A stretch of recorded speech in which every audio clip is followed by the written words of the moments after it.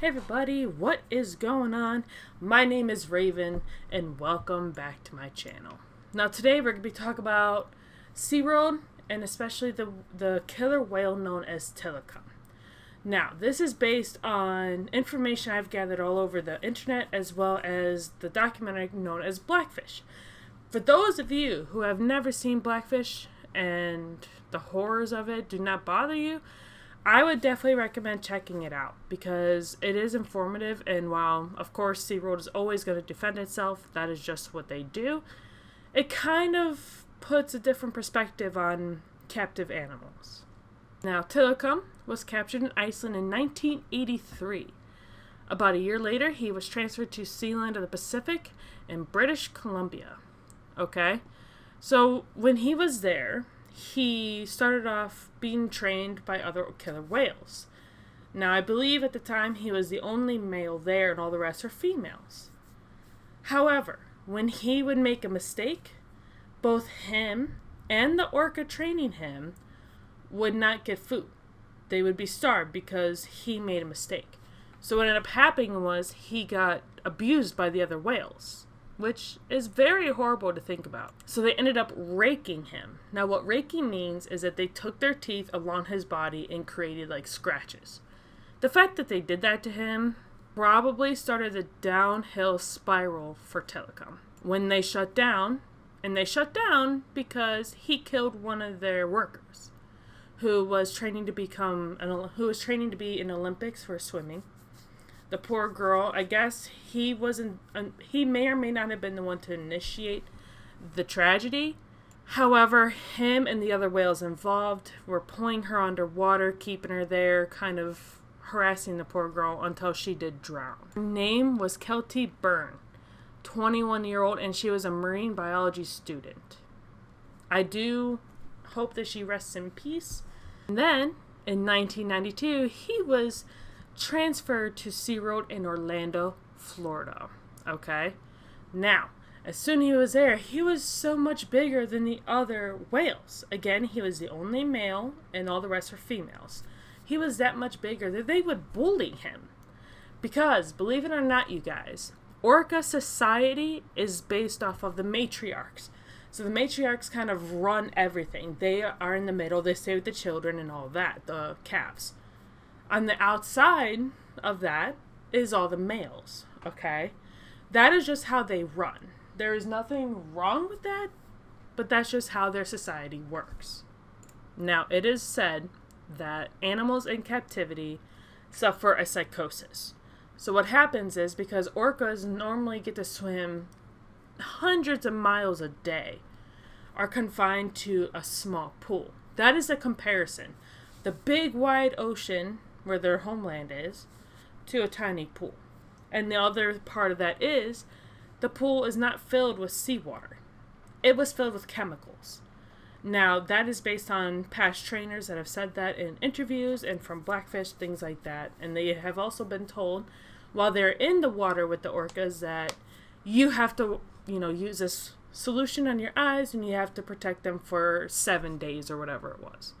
That is terrifying. They made these poor whales who were born in the ocean be stuck in a pool filled with chlorine and other chemicals that killed off everything on their bodies and were damaging to human eyes. That is horrifying and traumatic. I am very appalled. Now, 7 years later, in 1999, a man named Daniel Dukes was found dead hanging over Tilikum's back in his sleeping pool. Okay? So it is said that Dukes visited SeaWorld the previous day. He snuck back in or stayed after the park closed, which I don't even know how that happened. The security there is pretty good from what I remember back in the day when we didn't think of that. All of us basically went to SeaWorld when we were children. And we saw the majestic beauty of it. We did not see that they are huge, beautiful animals that are very smart in a pool. I just don't get how he evaded security. How do you do that, okay? How do you evade security? The security there is very tight, they're very strong, and, they kind of do everything that they can to make sure that everything is protected. It is said that while he evaded security, he snuck into the tank, and apparently he quote unquote drowned and had, the cause of death from the autopsy was drowning. Did find wounds and abrasions all over his body, and apparently his genitals had been chewed off. That is disgusting, and apparently is allegedly all by Tilikum. Now, there are cameras around in the inside of the pool, but there's no proof. So SeaWorld did claim that the event was not captured on the cameras. Something tells me that either the cameras went down because he did something to the cameras, or they're trying to protect themselves. I'm not saying either way. It is up to everyone to speculate on their own. Also, something else to report, there had been no drugs or alcohol found in his body. However, SeaWorld was trying to say that he was high or drunk or both. So, I don't know, you guys. Now, the third death that he has been involved with was one of his trainers known as Dawn Brancho. She had been training with him for years. They were doing shows together, all that. Everything was fine. Until it came to the Dine with Shamu show. The show was fine. Towards the end, if you guys have ever seen Blackfish, you could see, she is running out of fish. He is getting frustrated. She refused to give him fish because he did not hear her blow the whistle, meaning to come back and get your fish.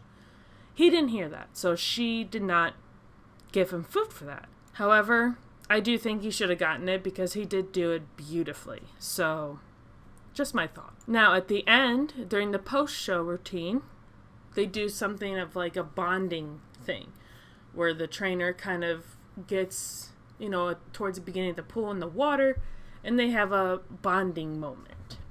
This is where it is claimed that he, aka Tilikum, grabbed her by her ponytail and pulled her into the water. Now, other people, some witnesses reported seeing Tilikum grab her by the arm or shoulder. So there's really no proof as to how she was pulled in. Okay? And this part is very terrifying. There's no photos of it, thank God. But I'm going to tell you guys this. If it's too much for you, you can skip ahead a little bit. Here's the gross part. He reportedly scalped her, then swallowed her arm. What? That is a huge bit of rage that he had. Now, he's a giant whale, okay? His weight ended up being 12,500 pounds versus a 40-year-old human being who was, obviously, she was fit, she was pretty, all these things. She probably weighed maybe 180 max versus a 12,500 pound whale. You're not going to win. I'm sorry, but you're just not. And again, I do apologize. Rest in peace to Dawn Brancho. I do hope you're resting peacefully in heaven or wherever you guys believe in, along with her and her family. Now, this is what happened. So SeaWorld, after this, blamed Dawn for her own death. They did not blame the whale. Why blame the whale when you could blame the person that can't defend themselves? Does that make sense to you guys? It is said that, the guy that did the talk about it on the news said if Dawn was here, she would admit that it was her fault for her ponytail. What? How is that her fault? I do not understand how you could blame her when all the other female trainers with long hair had a ponytail and they were not, they did not suffer the same thing she did. I just don't understand that. For a while after that, none of the trainers were allowed in the pool. They all had to, stay behind guardrails, and they had to stay out of the water for the foreseeable future until things have calmed down with the trial, because PETA, P-E-T-A, kind of got involved, took them to court, and OSHA restricted the contact between the trainers and the orcas because of safety for precautions on the workplace after her death. And based on 2017, he has had 21 orca babies. He has had 21 offspring. And this is what they did. So it is said from the documentary, again, I don't know if it's true or not, okay? This is just based on what they have said because of their research and old employees telling them what happened. They had to collect semen from him. And they would have him reproduce with all the females by collecting the semen and artificially inseminating them. Because they did not want to be anywhere in the pool with him. Which, that is horrifying, you guys. They should have just left... I don't even know what to say anymore, you guys. This is just too much. Yeah, so he has had 21 offspring. As of 2017, 10 of them are still alive. Now, unfortunately, I cannot find any information as to where any of his offspring are based on this year. I've tried. I just cannot find them. However, the last born ones that I can find are Sakari from 2010 and Makeo from 2010. I have no information if they're still alive or where they're at. So if they are still alive, I do hope that they're being treated well. So here's something I have found out, you guys. In December 2010, Terry Prather received a letter. Now, he is SeaWorld's president, at least as of that time. Received a letter from PETA, P-E-T-A, and Motley crew member Tommy Lee, asking that they not only remove or limit human contact with Tilikum, but asking that, and they called Tilikum the chief sperm bank, saying that they need to release him from his tank. Saying that, you know, we hope that there is not another death for SeaWorld to realize that it shouldn't, these animals should not be confined to tanks. Okay? I very much agree. You know, and that goes with anything. The only exception I would give is if the animals would die out in the wild and need to be taken care of. Like Hope and Winter, the two dolphins at the Marineland aquarium. Those two are receiving health and food, all these things, because they cannot go back in the wild. Okay? That is one of the only exceptions I am giving for animals in captivity, because otherwise they die. And if they can live, they should not have to suffer horribly. Now, here is the ending to Tilikum's story, which is very sad as well. In March of 2016, his health was deteriorating. It is thought he had a lung infection due to bacterial pneumonia, which is a common cause of death in captive and wild whales and dolphins. But then, May, 2 months later, it was reported he was improving. However, January 6, 2017, it is announced that he had died.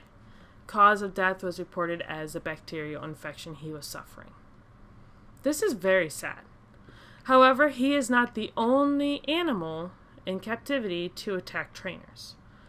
Orchid, a killer whale also known with SeaWorld, and Kasaka, another whale, and another whale that I cannot remember her name, I do apologize, at least I think they were all females, attacked other trainers as well. And not just trainers, attacked people from the corporate office that went into the pool. So I would think that with all this happening, we would all try to put an end to this. And talking about Kasaka for a moment, she had a baby named Takara, born in 1991. When the baby was 4 or 5 years old. Now think about it this way. When you're 4 or 5, you're very reliant on your parents, right? Unfortunately, Takara was, kind of fighting her mom on the training for the shows. So, SeaWorld decided to separate them. They separated a little baby from her mother. In what world does that make sense? Just because she was, fighting the training, fighting the practicing for the shows, you just separate them. The mother was crying. Orcas are very smart, emotional animals. They can tell when you take something from them that they love dearly, okay? You cannot, that's just like if we were held captive and we had a baby, and a couple years later, you know, the kid was fighting, doing the show preparations, then they just take your kid away. And we're forced to perform elsewhere. That is what that reminds me of, and it is disgusting. I feel bad for all these animals. Orcas are one of my favorite types of dolphin. And the fact that they're so smart, they're so intelligent, they have emotional thoughts, processes like us, like humans. They're very like humans. And this is what we're doing to them. Now, people from SeaWorld back at the time has said that the top dorsal fin on the males, especially the males, were commonly flopping over, and that they did that in the wild. That is not true. For those of you who have studied whales in the wild, like, biologists that go out and study these beautiful, intelligent creatures, almost all of them, wild orcas, male or female, have their top dorsal fin pointing straight up. The fact that Tilikum, his top dorsal fin was plopped over, that is a sign of the stress from the aquarium or the cage, the pool, whatever you want to call it. It is from the stress of being in such a small, confined space. And all of the males that had to endure that sort of punishment had their dorsal fins like that while they're in captivity. So, I don't know what to think. What do you guys think? I would think that if you're in a small pool when you're used to a giant space, it's bound to make you go crazy, and you're going to react and respond back with violence. So, I'm going to leave this here because this is becoming a pretty long video. I know I did not get to everything, but if you guys want me to continue this type of thing, I can do more animal stories, things like that. Make sure you check out my previous video, which is about sharks. So I hope you guys like it. And if you did like this video, make sure you hit the like button. Make sure to subscribe if you haven't already. And I'll see you guys in the next video.